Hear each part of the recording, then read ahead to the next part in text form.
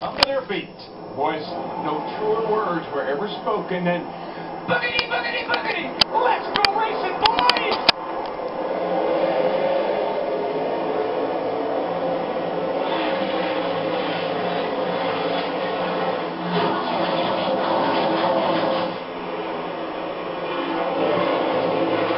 Kyle Busch elected the outside lane and jumped out ahead of Casey Kane, and he is setting sail. That's what we saw all during practice. That 18 car just a skosh quicker than everybody else. Yeah, right now, though, Casey Kane has his hands full. You can see Brian Vickers in the 55, and now Denny Hamlin moves up beside Casey Kane. And, you know, we talked about the track and the rain and everything. This track still has a lot of rubber on it. You can see how dark it is. It's got a lot of grip in it.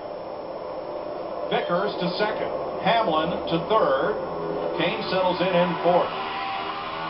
Darrell, it's thought that the low groove, the bottom of the racetrack, will be quick early on, but the groove will migrate up top before we get too far into this race. Yeah, once the cars start to come around and start to lap people, and you got to find it, you know, you got to get by them, you'll start to use that high line, and then I think we'll see a mixture of both, a mixed bag, high and low today.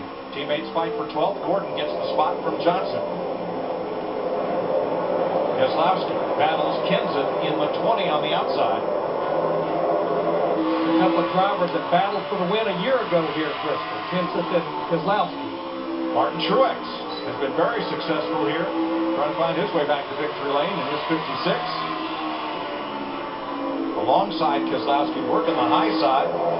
Got a heck of a battle right here between the 11 and the 55. Brian Vickers and Hamlin, they're really working on each other. Hamlin was all over the 55 just a lap ago. Remember, Mark Martin's been in this car this season.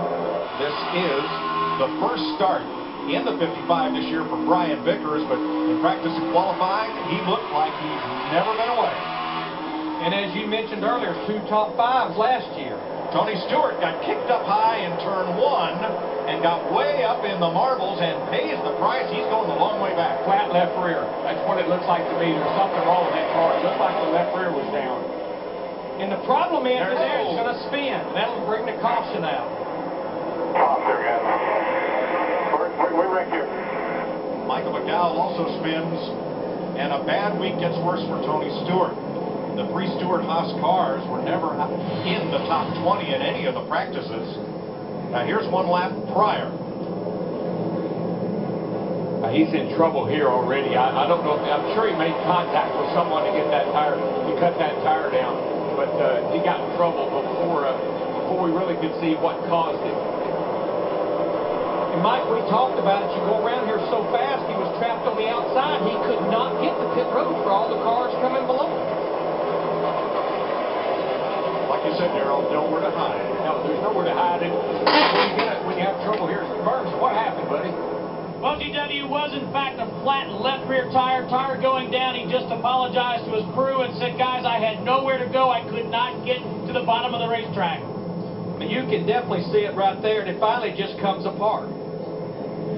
Guarantee you, with just looking at the car and the tire, he made contact with somebody and cut that tire down. You know, if you think back to last year, same thing happened to Jeff Gordon here with racing his teammate, Dale Earnhardt.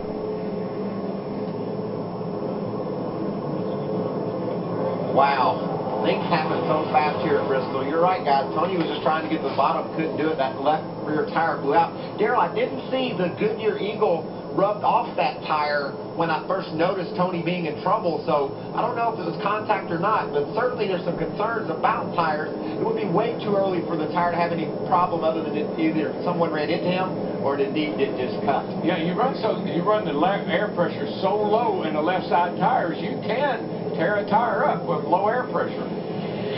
Tony Stewart was running 13th when he brought out the first caution of the day. Side by side.